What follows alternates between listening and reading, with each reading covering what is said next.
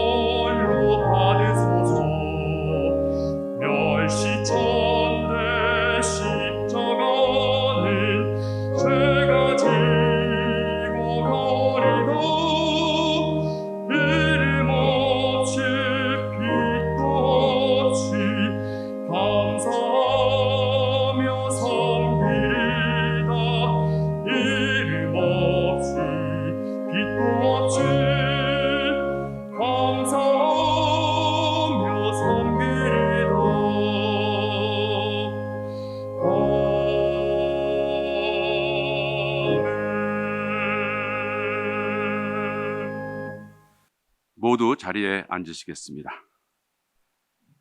다 같이 한 마음으로 기도드리겠습니다. 인류의 역사를 주관하시는 하나님, 19세기 말 동토의 밤과 같았던 이 땅에 헌신적인 선교사님들을 보내주셔서 우리 민족이 위로와 희망을 얻으며 위기와 도전을 이겨내어 지금까지 오게 하심에 감사드립니다. 여러 선교사님들 중 오늘 우리는 특별히 릴리어스 호튼 언더우드 선교사님 서거 100주기를 맞이하여 그분의 헌신과 사랑을 기억하며 그분께 감사하고 그분의 뜻을 이어 우리에게 주어진 사명을 감당하고자 한자리에 모였습니다. 선교사님은 어렸을 때부터 선교사의 꿈을 다져왔고 그 어려운 의과대학의 수업도 선교사가 되려는 열망으로 훌륭하게 완수했으며 부름받아 나선 이 몸 어디든지 가오리다 라는 심정으로 첫 선교지로 조선을 택하여 평생을 이 땅에서 헌신하셨습니다.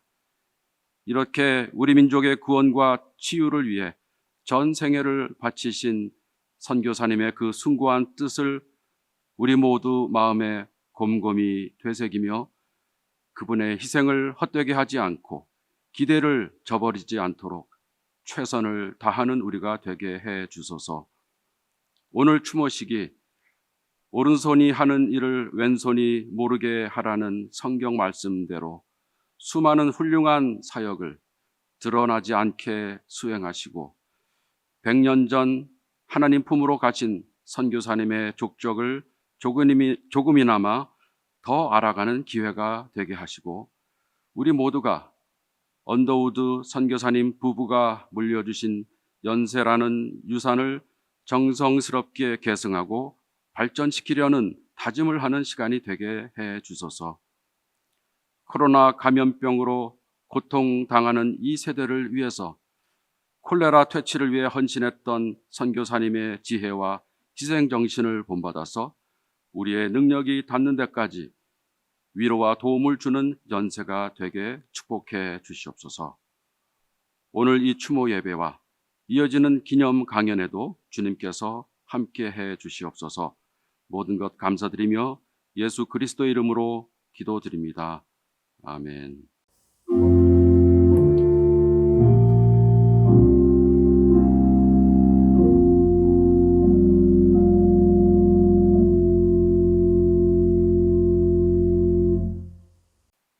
이 시간에는 김은경 교학부총장님께서 성경 봉독해 주시겠습니다. 요한복음 8장 31절에서 32절의 말씀입니다.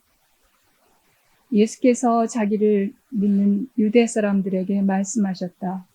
너희가 나의 말에 머물러 있으면 너희는 참으로 나의 제자들이다.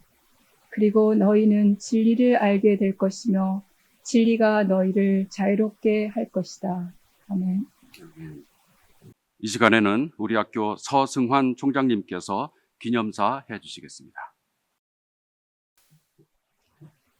오늘 우리는 의료 선교사로 내한한 광해원 최초의 여성 의사이자 언더우드 선교사님의 부인인 릴리어스 호튼 언더우드 선교사님의 서거 100주기를 맞이하여 우리 민족과 연세를 위한 그분의 헌신과 사랑을 기억하고자 한자리에 모였습니다.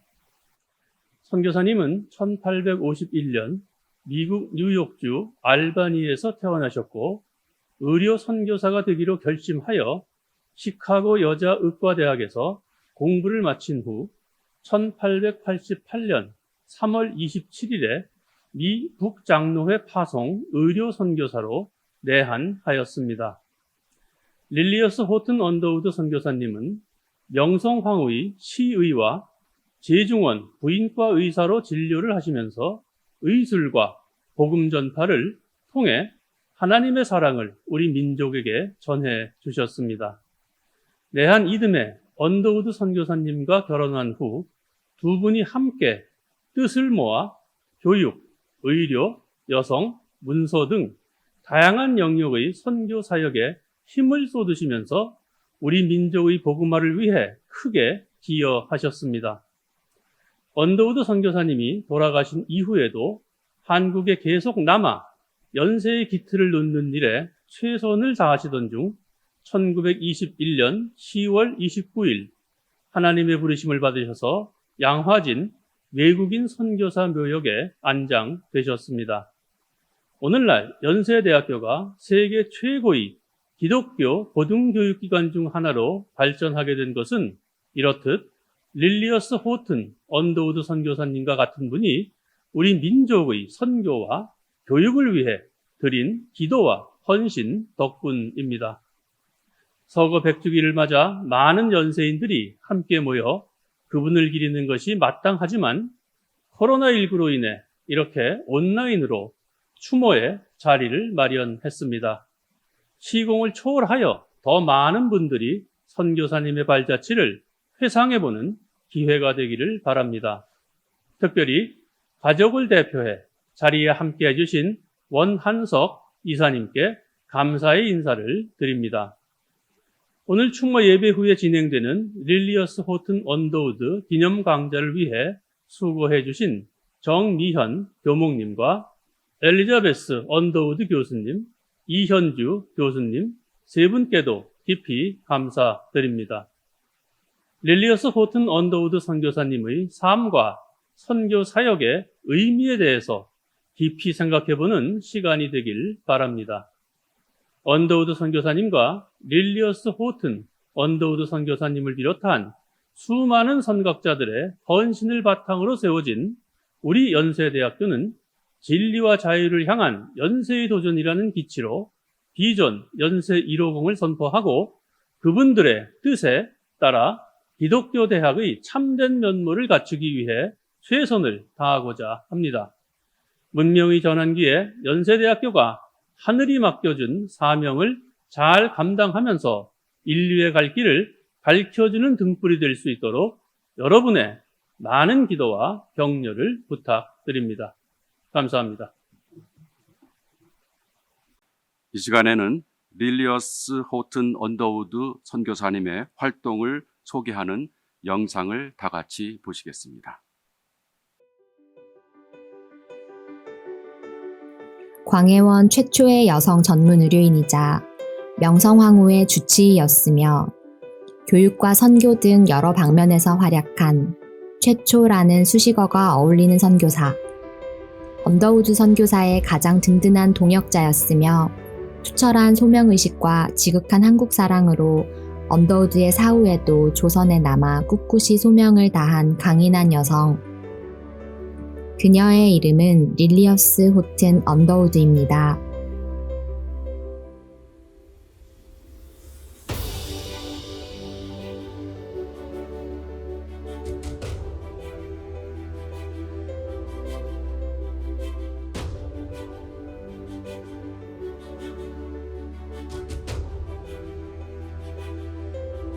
그녀는 1851년 미국 뉴욕주 알바니의 유복한 기독교 가정에서 태어나 당시 미국 여성으로서는 최고의 교육인 시카고 여자의대에서 교육을 받으며 성장했습니다. 본래 인도 의료 선교를 지망하였으나 조선의 여성 의료 선교사가 필요하다는 소식을 듣고 미련 없이 목적지를 조선으로 바꿉니다. 1888년 1월 고향을 출발해 2달을 넘는 긴 여정 끝에 3월 25일 인천 제물포에 도착합니다. 그리고 곧 조선 앙실의 부름을 받아 명성황후의 주치의가 되었습니다. 황후의 주치의가 된 릴리어스 호튼은 명성황후와 신분과 인종을 뛰어넘은 친밀한 관계가 됩니다. 왕실은 언더우드 부부의 결혼식에 거금을 하사하고 명절마다 큰 선물을 보냈으며 입궁할 때 그녀의 아들 원한경을 동행시키는 등 각별한 관심을 보였습니다.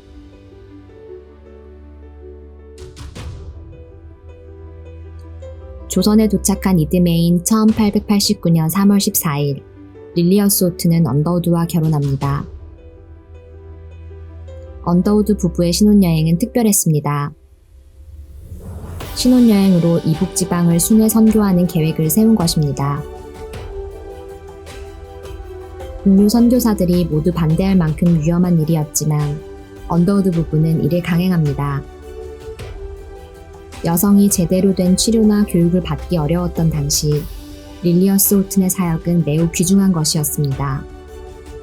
당시 조선은 많은 선교사와 자녀들이 죽어갈 만큼 위험한 선교지였습니다. 릴리어스 호튼은 자기 자신의 건강은 물론 남편과 아이 또한 돌봐야 했습니다. 선교사들은 조선인들과 멀리 떨어져 살 수도 있었지만 그녀는 조선인들과 가까이 지내야 한다고 주장했습니다. 그리고 전염병이 만연했을 때는 성문 밖에서 환자 치료에 전념했습니다. 그녀는 좋은 아내이자 강인한 어머니였으며 뛰어난 의사이자 선교사였습니다. 연약한 몸과 열악한 환경 속에서 누구도 해내지 못한 놀라운 일들을 이루어냈습니다. 활발한 저술 활동을 통해 당시 한국 사회와 문화, 자연에 대한 다양한 기록을 남겼으며 서구 사회에 우리가 처한 현실을 알리는 데에도 공헌하였습니다.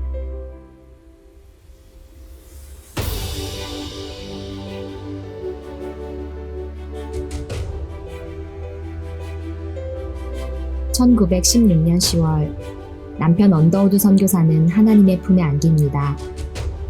릴리어스 호튼과 가족들은 언더우드의 유해를 한국으로 옮기는 대신 그 장례 비용을 한국의 보육원을 건립하는 데에 기부합니다. 언더우드의 유지를 놓지 않았던 릴리어스 호튼 언더우드는 연세대학교의 기틀을 놓는 일에도 최선을 다했습니다. 이후에도 한국에 남아 헌신하던 릴리어스 호튼 언더우드는 1921년 10월 29일 70세의 나이로 소천하였고 현재는 서울 양화진 외국인 선교사 묘역에 안장되어 있습니다. 하나님의 부르심을 받아 이 땅에 온 릴리어스 호튼 언더우드를 비롯한 수많은 선각자들의 헌신을 바탕으로 연세는 한국 최고의 사학을 넘어 세계적인 명문 고등교육기관으로 발돋움하고 있습니다. 절망의 한복판에서 미래를 준비한 강인한 여성 선교사 릴리어스 호튼 언더우드. 우리는 그녀를 잊지 않을 것입니다.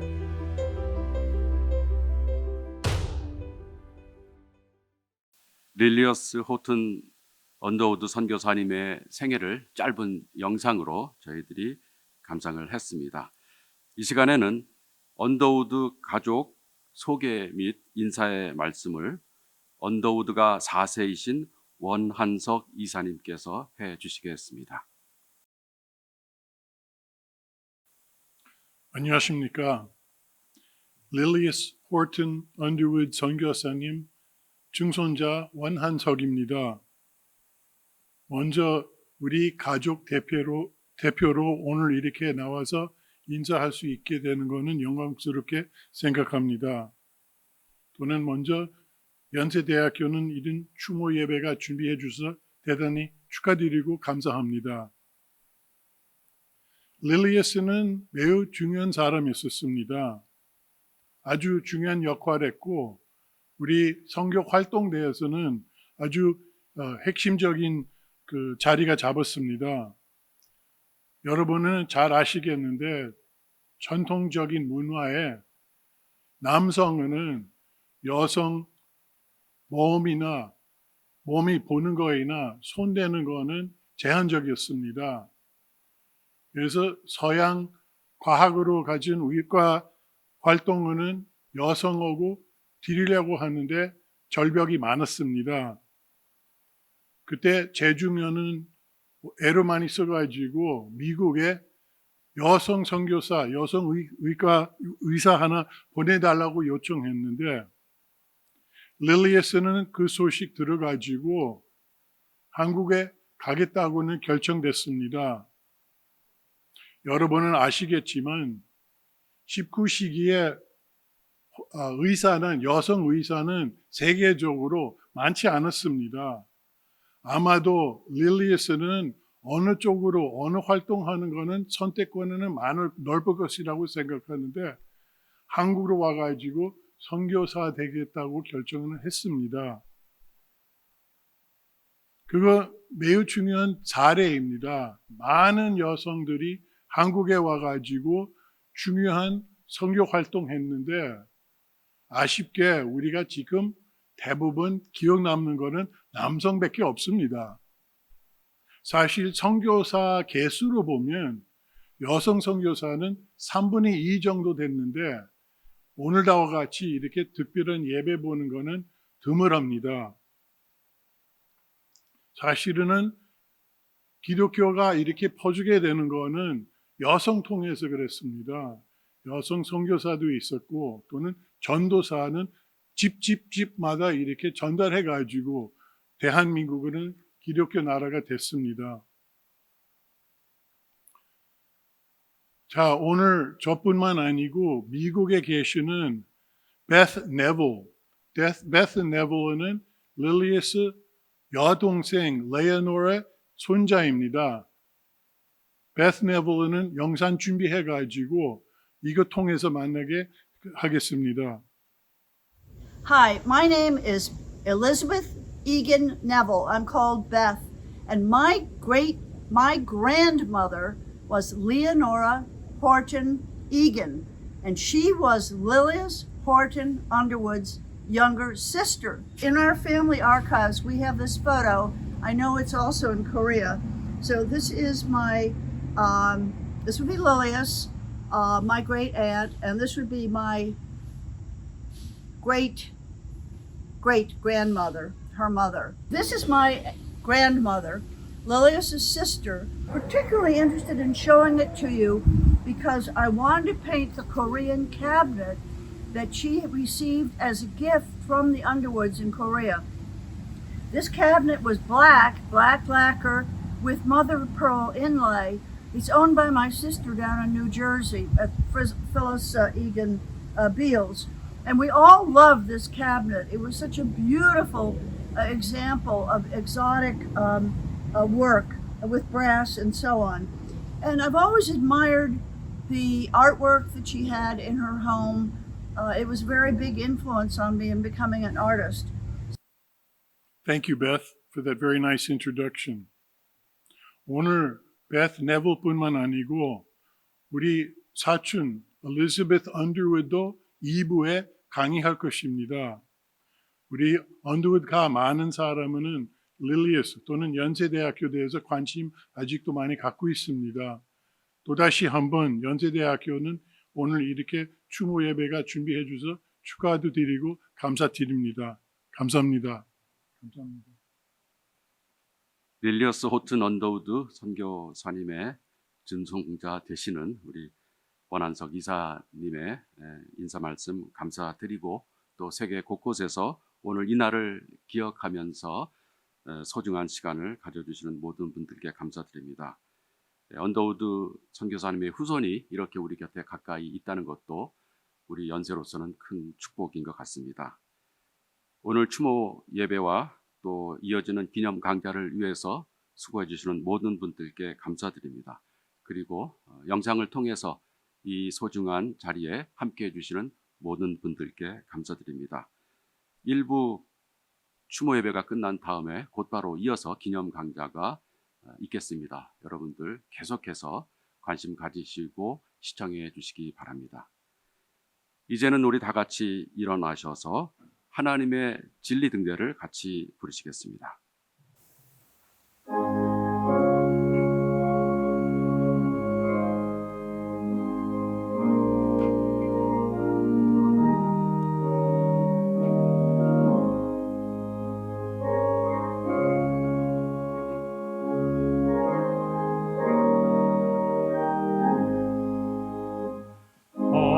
하나님을 진리는데 빛나니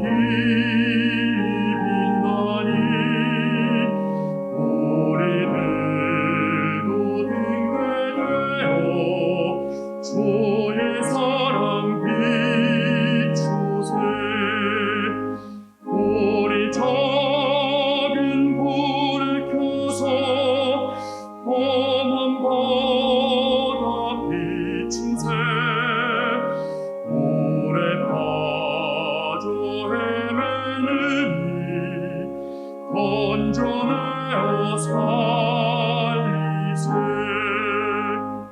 죄의 밤은 기뻐하고 성난 물결 설렌다 어디 불빛 없는가 고 찾는 물이 많구나 우리 작은 불을 켜서 험한 바다 비추세 물에 빠져 헤매느니 건져내어 살리세 너의 등불도 두어라 거친 바다 비춰라 빛을 찾아 헤매느니 생명선을 건져라 우리 작은 불을 켜서 험한 바다 비추세 물에 빠져 헤매느니 건져내어 살리세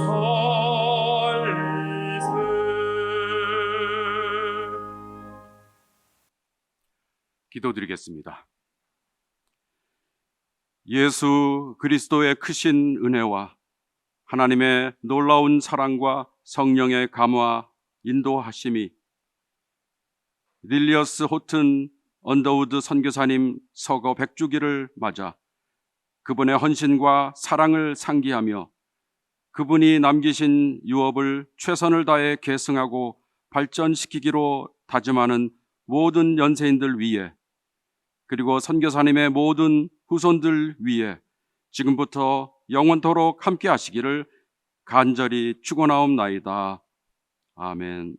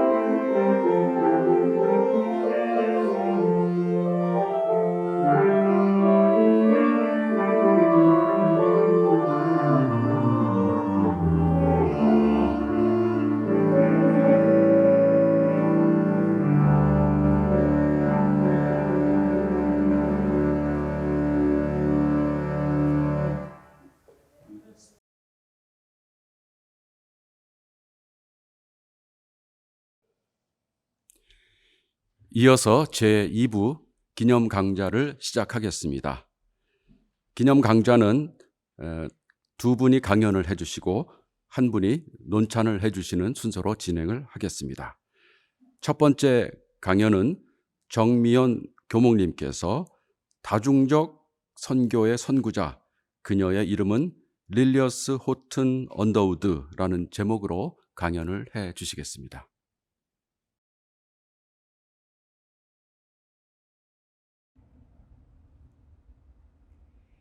여러분 안녕하십니까? 연세대학교 정미연입니다.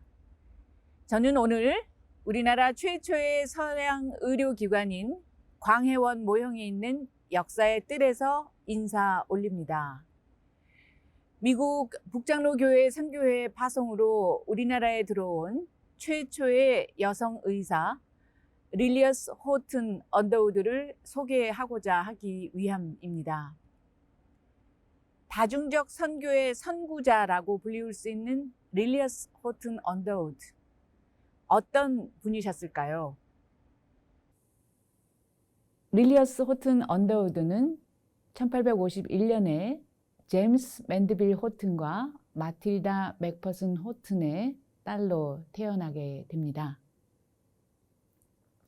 그리고 난 뒤에 시카고에서 의학 교육을 받게 되었죠. 의학 교육을 받고자 했던 이유는 의사가 되려고 했던 것이 아니라 인도에서 활동하고 있었던 영국 여자 선교사의 얘기에 감명을 받고 또 여성 의료 선교인이 필요하다라고 하는 그런 얘기에 감명을 받고서 그래서 의사가 되려고 했던 겁니다. 원래 인도에 가고자 했지만 그러나 미국 북장로교 선교회의 그런 권유로 한국으로 그 선교지를 바꿔서 1888년에 들어오게 됩니다. 원래는 독신 여성 의료 선교사로서 그렇게 활동을 하고자 했지만 1888년 3월에 우리나라에 들어오게 돼서 호레스 그랜트 언더우드를 만나게 됩니다. 그리고 난 뒤에 반년 뒤에 약혼을 하고 그 이듬해 결혼을 하게 됐죠. 언더우드가 1916년에 먼저 세상을 떠나시게 되죠. 8살 연하였지만 먼저 그 호레스 그랜트 언더우드가 세상을 떠나고 난 뒤에 혼자 남아서 또 그 학교 설립에 관련된 많은 일들을 하시면서 1921년 10월 29일 오늘 세상을 떠나시게 됩니다. 그래서 올해는 릴리어스 호튼 언더우드 돌아가신 지 100주기 되는 그런 때입니다. 그것을 기념하면서 그분이 어떤 분인가를 우리가 한번 생각해 보고자 합니다. 서거 100주년 기념이 되는 해이기도 하지만 또 그분 탄생 170년이 되는 그런 해이기도 합니다. 인천에 있는 선교 100주년 기념탑입니다. 여기에는 그 릴리어스 호튼 언더우드가 보이지 않죠. 1885년에 호레스 그랜트 언더우드는 홀로 우리나라에 들어왔기 때문입니다. 그 옆에는 아펜젤러 부부가 있습니다. 그런데 저는 연세대학교의 설립에 기여했던 많은 분들이 있으시고 호레스 그랜트 언더우드가 그 가장 중심적인 역할을 하셨지만 사실 그분 못지않게 중요한 역할을 하셨던 분이 바로 릴리어스 호튼 언더우드라고 그렇게 생각을 하게 됩니다. 1889년 3월 14일에 결혼하고 난 뒤에 지금 보시는 것은 신혼여행 허가증인데 외국 사람으로서는 처음으로 서울 이북지방을 여행하게 됐던 거고 신혼여행을 이분들은 그냥 단순히 결혼한 것을 즐기고 기념하는 것이 아니라 전도 여행으로 삼아서 우리나라의 최초의 북장로교 파송의 여성 의사로서 릴리어스 호튼 언더우드는 그런 치유 사역을 했고요. 호레스 그랜트 언더우드는 옆에서 도와주고 또 약을 지어주는 그런 역할을 하고 그리고 하나님의 말씀을 그 사람들에게 전하는 그런 역할을 했던 것입니다. 이것이 바로 이분들의 신혼여행이었습니다. 근데 이분들이 활동하는 데에는 많은 한국인들의 도움이 있었습니다. 이분들에게는 호레스 호튼 언더우드, 한국 이름은 원한경인데 육아를 도와주는 그런 한국인 조력인들이 있었고요. 조력가들이 있었고요. 1910년경 이분들이 사시던 남대문 사택의 모습입니다. 비교적 서양식 방법으로 이분들은 생활하셨던 그런 선교사였고 형 존 T 언더우드의 그런 재정적 지원이 또 있었기에 다른 선교사들에 비해서 가능했던 일이었습니다.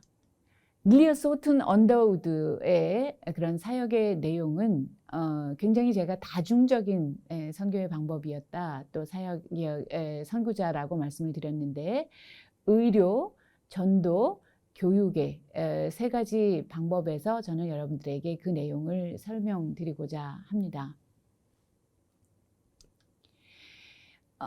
릴리어스 호튼 언더우드는 광해원 제중원의 최초의 여성 의사였습니다.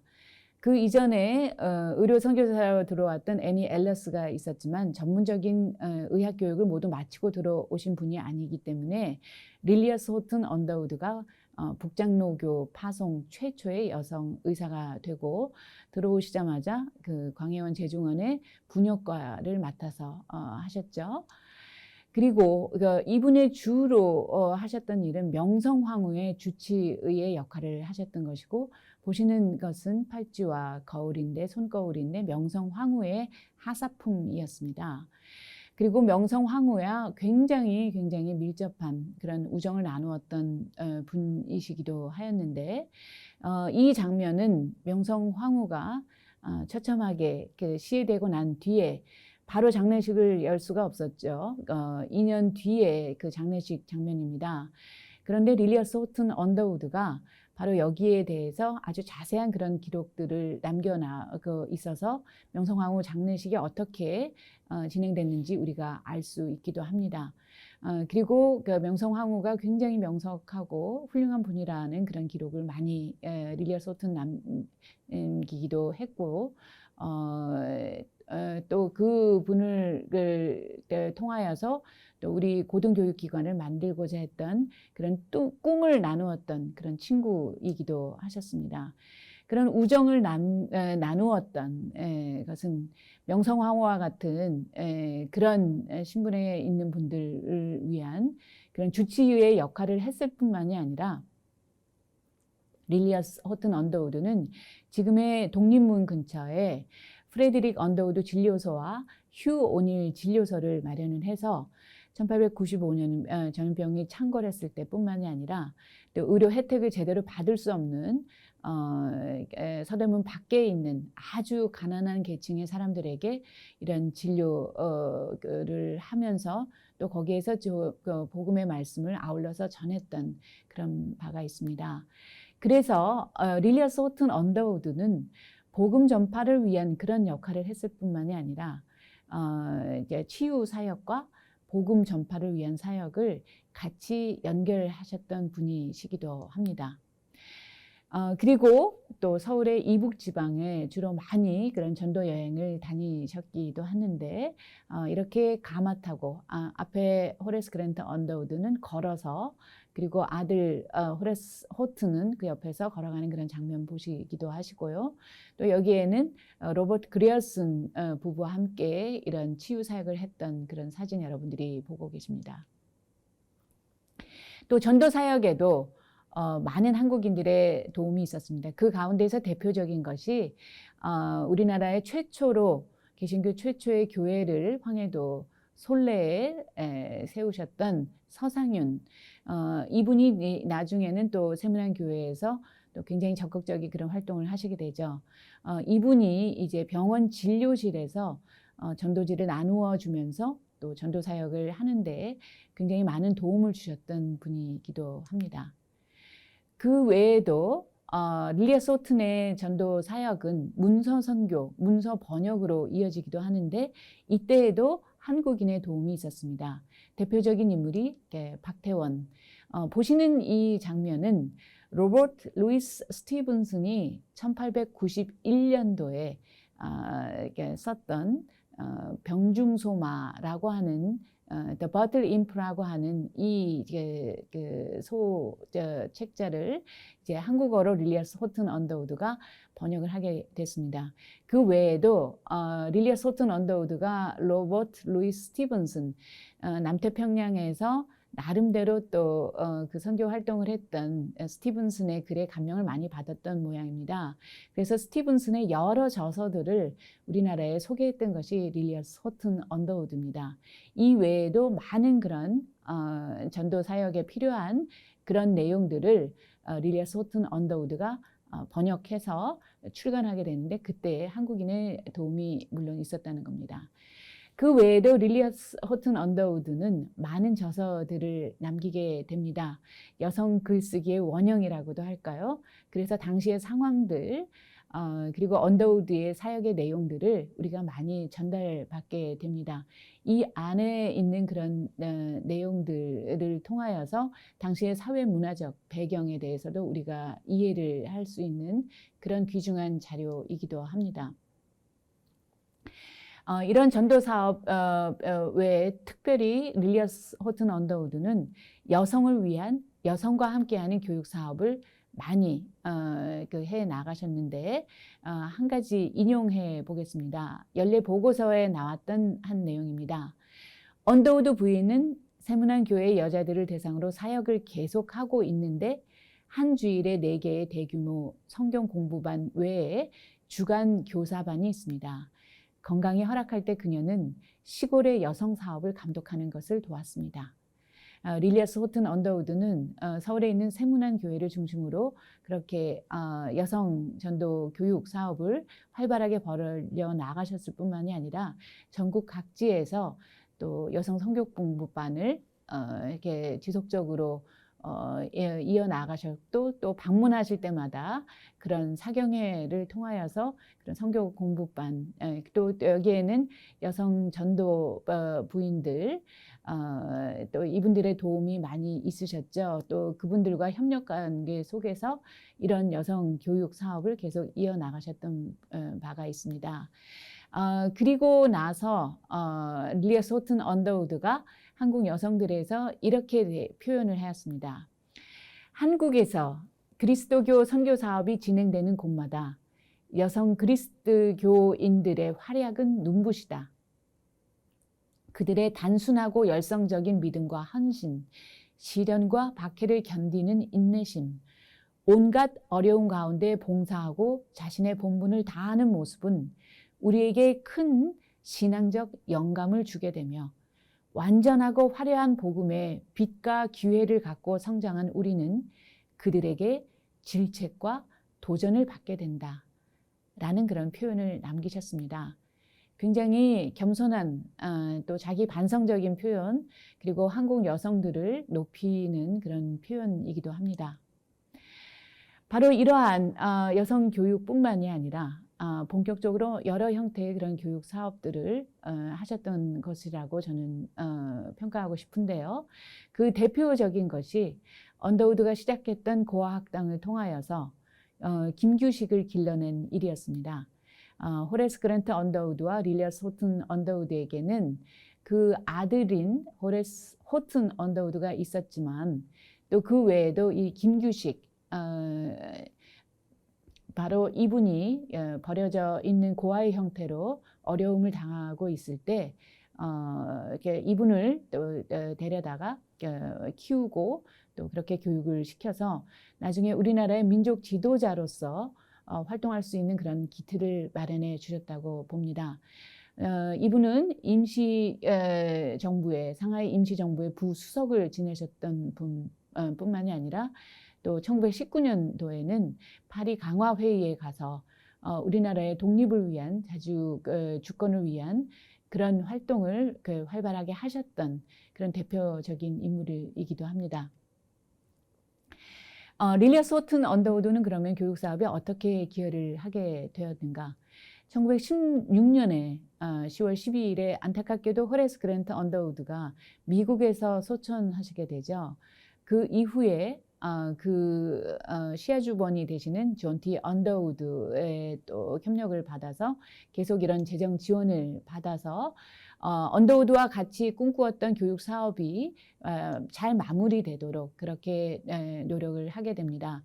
종로에서 시작이 되었지만 신촌에 부지를 마련하게 되고 그 부지에서 학교가 제대로 설 수 있도록 하는 그런 역할을 하셨다고 볼 수 있습니다. 그래서 오늘날 신촌, 송도, 원주, 또 경기도 일산을 이어주는 그런 연세대학교의 캠퍼스가 발전하게 된 것이 아닐까 싶습니다. 저는 릴리아 소튼 언더우드의 서거 100주년, 탄생 170주년을 기념하는 제 강연을 이곳 스팀슨관 앞에서 마무리하고자 합니다. 이 기념식 사진은 1919년 4월 19일 오후 4시 30분에 시작된 스팀슨관 정초식 장면입니다. 호레스 그랜트 언더우드는 미국 서부의 부호 찰스 스팀슨에게서 기부받을 것을 약속받았지만 안타깝게도 1916년 10월 12일 영면하셨습니다. 그리고 조선 크리스천 칼리지를 세우고자 하는 열망은 릴리아 소튼 언더우드가 이어받아 나갔고 마침내 벽돌로 된 첫 연희 전문학교의 건물에 머릿돌을 주춧돌을 놓는 장면입니다. 그러나 학생들도 없고 소수의 사람들만 참석하였습니다. 다름 아니라 같은 해 3월 1일 독립을 위한 3.1 평화 만세운동에 많은 연희전문학교 학생들이 참가하였고 그 일로 수감되어 있던 상황이었기 때문입니다. 이와 같은 절망의 한가운데에서 릴리아 소튼 언더우드는 그리스도의 사랑을 우리에게 전하고 미래를 위한 소망을 담아 그 기독교 정신 위에 고등교육기관을 굳건하게 세우는 그러한 작업을 이어나갔던 것입니다. 바로 그러한 헌신 위에 오늘의 우리가 연세의 구성원으로 존재하고 있습니다. 전 세계에서 많은 학생들이 연세를 주목하고 와서 공부하고 싶어 합니다. 이러한 역사적 장소와 아름답게 조성된 캠퍼스에서 우리는 우리가 직접 만나지 못할 우리 미래의 후손들, 후학들을 위해 오늘 우리는 이 자리에서 어떠한 기여를 할 수 있는가를 되묻게 됩니다. 그것은 어느 특정인만의 과제가 아닐 것입니다. 연세 구성원 우리 모두의 일입니다. 감사합니다. 첫 번째 강연을 해주신 정미연 교목님께 감사드립니다. 이어서 두 번째 강연은 엘리자베스 언더우드 교수님께서 해주시겠습니다. 릴리어스 호튼 언더우드 증손녀가 본 증조모의 삶과 글이라는 제목으로 강연해 주시겠습니다. 안녕하십니까. My name is Elizabeth Underwood, and I'm a professor of sociology at Eastern Kentucky University. As a child growing up on the campus of Yonsei University in Seoul, awareness of my great-grandfather, Horace Grant Underwood, and his life in Korea was pretty assured. Walking past his statue and Underwood Hall to get to my school secured his place in my sense of self. Of course, I was to some extent also aware of my great-grandmother, Lilias Horton Underwood, but the identification of the family with the Horaces rather than with Lilias or Ethel was dominant. In many ways, although certainly not by a lack of recognition, the family was very male.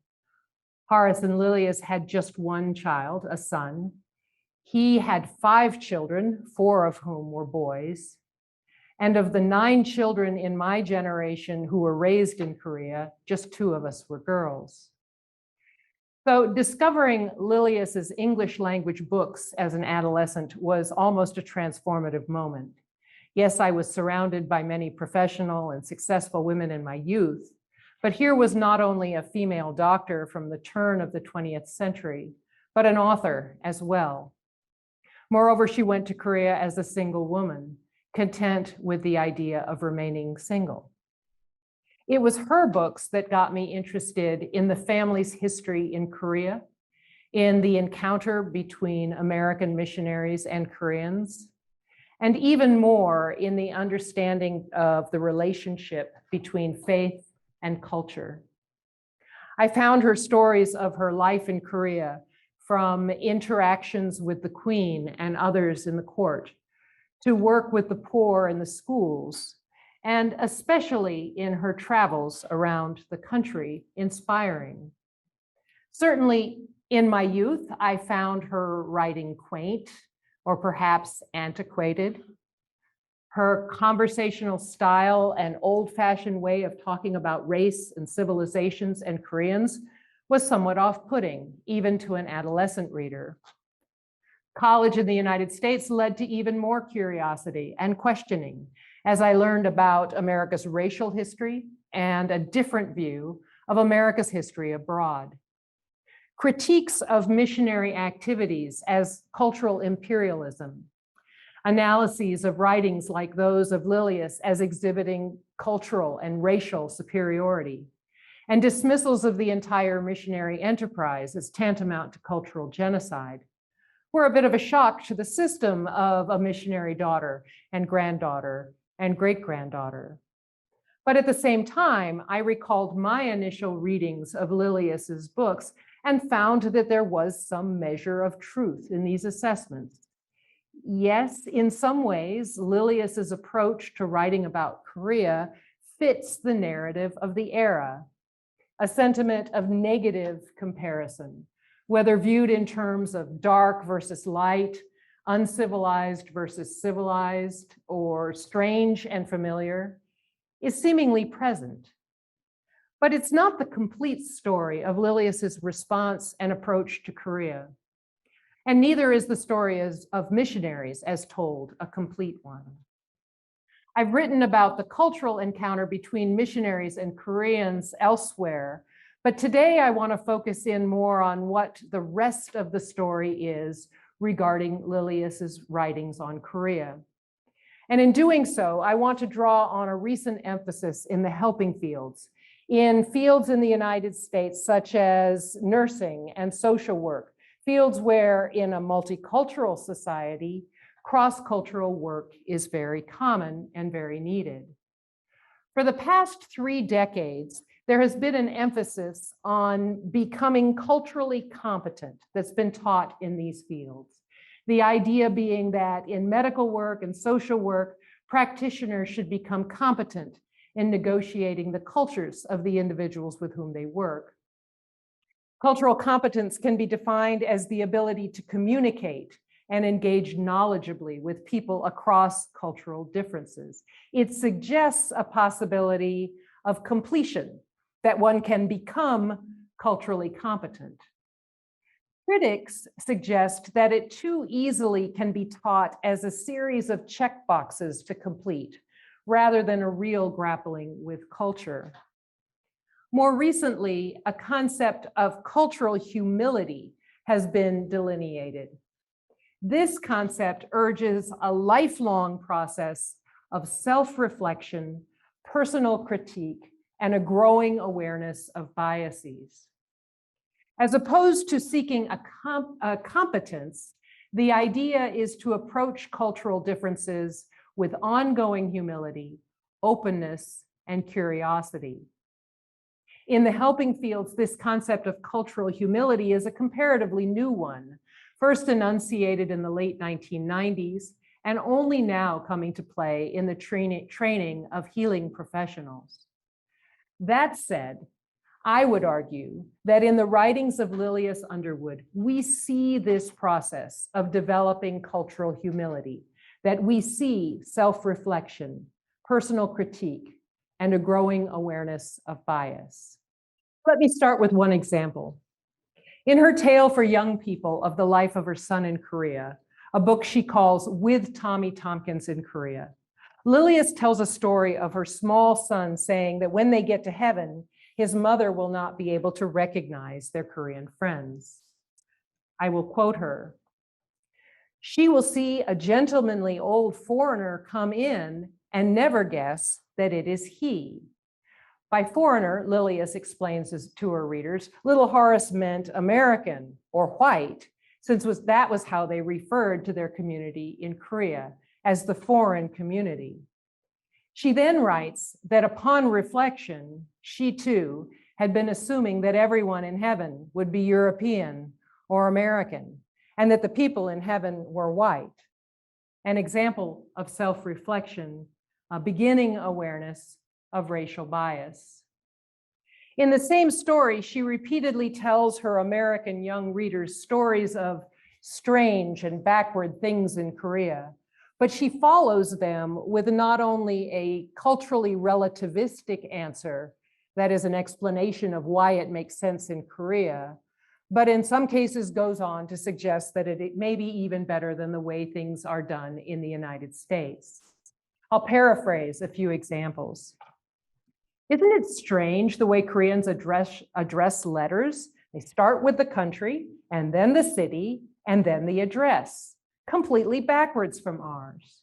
But then she adds, well, it's probably more sensible than our way. After all, the letter has to go first to the right country, and then to the right city before the right house.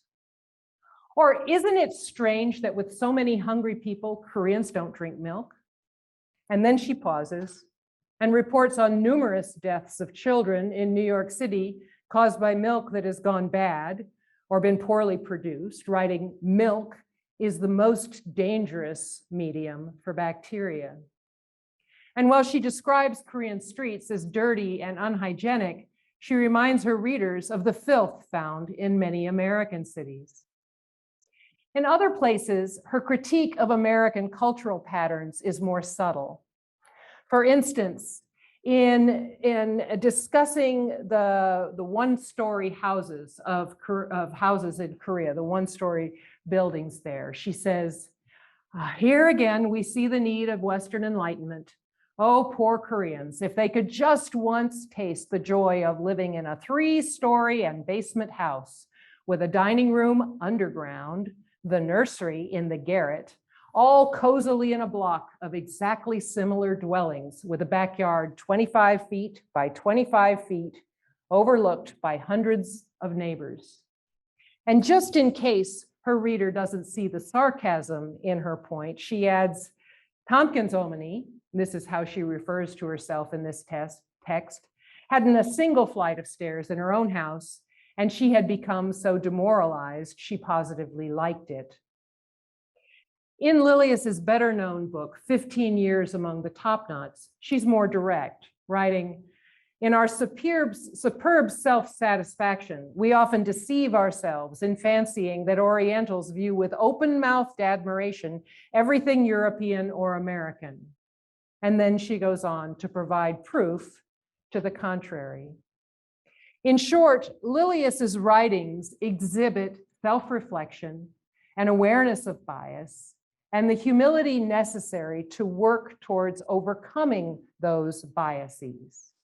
And she was by no means the only missionary to engage in this process of self-reflection that we now call cultural humility. Frederick Hauser, in a study of the Presbyterian journal Women's Work for Women, writes that there was a change at the end of the 19th century in approach to discussing and presenting Indigenous cultures. I'll quote him. While earlier issues had been highly critical of these cultures, focusing on their most barbarous aspects, by the late 19th century, much of this harshness had dissipated. Instead, there was a move to try to explain culture, to display common humanity, to empathize with Indigenous people, and to foster cultural appreciation and respect. Published letters by missionaries include examples very similar to those I have told you of Lilius. One woman working in China said, I fear I came out here with the idea that American women were superior to Chinese women in every way, but at every turn I am pleasantly surprised. It wasn't just missionaries who expected to find that American culture was superior, but the American public as a whole and the American church in particular. In fact, readers of missionary writings at the time expected to hear about the strange, the exotic, and the darkness. Korea missionary William Harrison, in a series of articles he titled Lights and Shadows from Korea, wrote, I want to tell you about some of the bright spots I found in traveling among the Korean villages, but we'll try to keep the shadows for home consumption. Of course, such a story may be a little misleading, but we cannot help that, for we're told that's the kind of story Americans like and will read. Lilius was clearly aware of what her American audience wanted and expected from missionary authors. Having grown up with a mother who had wanted to be a missionary herself, she was exposed to many missionary stories. And she herself only became a medical doctor after hearing a returned missionary tell dark tales of the lives of women in India. But she's also a part of the new woman age of educated missionary women, working to understand the people with whom she works in Korea. She herself is engaging in a process of undoing her own assumptions and learning to segment out what is culture and what is true religion. In her writing to her American audience, she's using the concepts of strange and familiar, dark and light to which they are accustomed, but then adding her own realizations of the problems with this framework. She's working also to bring her audience along with her in her journey of cultural humility, not hammering home the evils of racism and cultural superiority, rather leading her audience to see the awareness she herself is gaining. In the story with which I started, the story in which Lilius reveals that she herself had racial assumptions about people in heaven, she closes by quoting a verse from Alfred Tennyson. This verse says, "Our little systems have their day. They have their day and cease to be. They are but broken lights of thee, and thou, O Lord, art more than they." This verse about the vast gap between our socially constructed worldviews and God's true light Lilius applies to her own socially and constructed images of race. It is somewhat easy, in retrospect, to see the ways in which Lilius, even with her openness, was still to some extent caught in the system of her day. It is, in fact, always easier to see a system when you're standing outside of it, temporally outside of it, as we are distant from the early 20th century, and geographically outside of it, as Lilius was in Korea. Today, we're much less likely to speak in terms of cultural contrast, let alone hierarchies or superiority, but unspoken biases and cultural framings still get in the way of intercultural work and engagement. By Lilius's willingness to humbly share her own process in her writing, a process she herself shared in order to nudge her audience along, we have an example to emulate. This, I now feel, is her most important legacy. Thank you. 엘리자베스 언더우드 교수님의 강연 감사드립니다. 이제 강연 순서의 마지막으로 이현주 박사님께서 논찬을 해주시겠습니다. 여성 의사 릴리어스 호튼 언더우드의 의학 교육과 의료 활동이라는 제목으로 논찬을 해주시겠습니다. 안녕하세요. 서양의학사를 연구하고 있는 이현주입니다. 앞선 두 분 선생님의 강연 잘 들었습니다.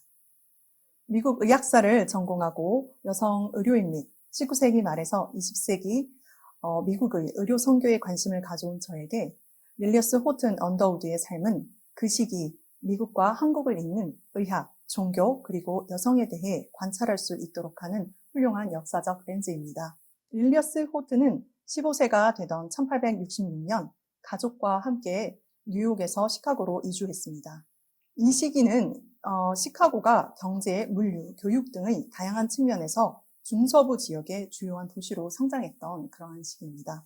릴리어스 호튼은 의대 입학에 앞서 간호 교육을 받았는데요. 미국에서 1870년 이전 간호는 전문 의료인이 아닌 일반인에 의해 이루어졌었습니다. 서구 사회에서 간호는 1860년대 이후 영국인 간호사 플로렌스 나이팅게일의 노력으로 전문 직업화되었고 미국에서는 1873년 뉴욕의 벨레뷰 병원에 처음으로 전문 간호 인력을 양성하는 간호학교가 설립되었습니다. 시카고가 속해 있는 쿡 카운티에는 1880년 일리노이 간호학교가 설립이 되었습니다. 이 학교는 중서부 지역 최초의 간호학교였으며 벨레뷰 간호학교의 교감이 이 학교의 교장으로 근무를 했습니다. 일리노이 간호학교 학생들은 1886년 건설된 쿡 카운티 병원에서 실습을 했습니다. 이 병원은 지역 의학교육기관의 임상시설로 이용이 되었고요. 일리노이 간호학교는 이 병원의 주요한 간호 인력을 또 제공을 했습니다. 릴리어스 호튼은 쿡 카운티 병원과 연계되어 있는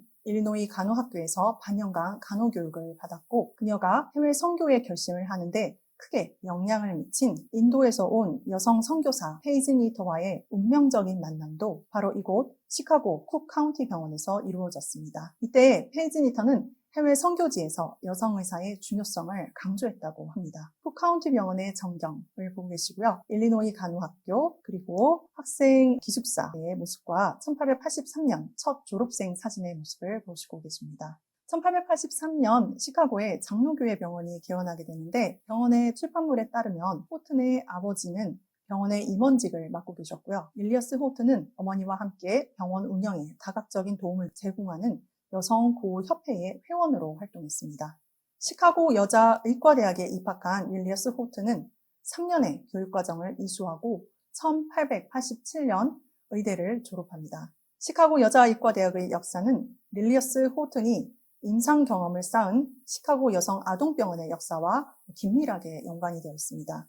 여성아동병원과 여성의과대학의 설립에 있어 중요한 역할을 했던 인물은 메리 톰슨이라는 여성이었습니다.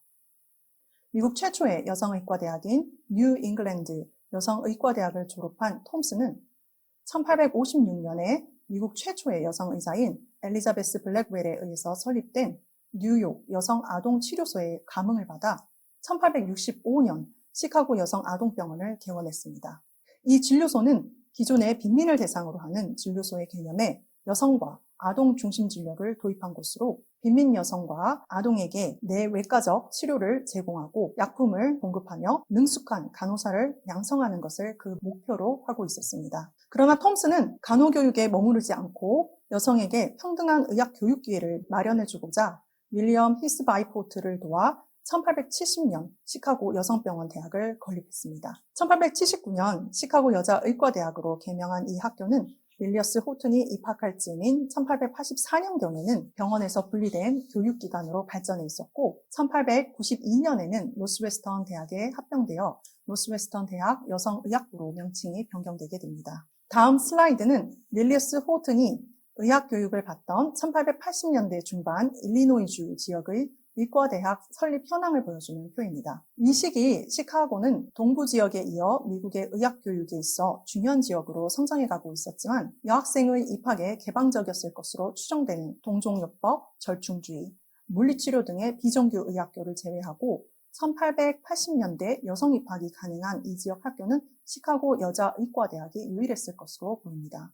시카고 여성아동병원은 아담스와 폴리나 거리에 위치해 있었는데 처음에는 병원 뒤 작은 헛간을 개조해 의과대학을 개교했습니다. 이후 학교는 링컨 거리로 이동을 하게 되고요. 호튼이 교육받을 시기절에는 계단식 교실과 해부학실, 화학실험실 등을 갖춘 의과대학으로 발전해가게 됩니다.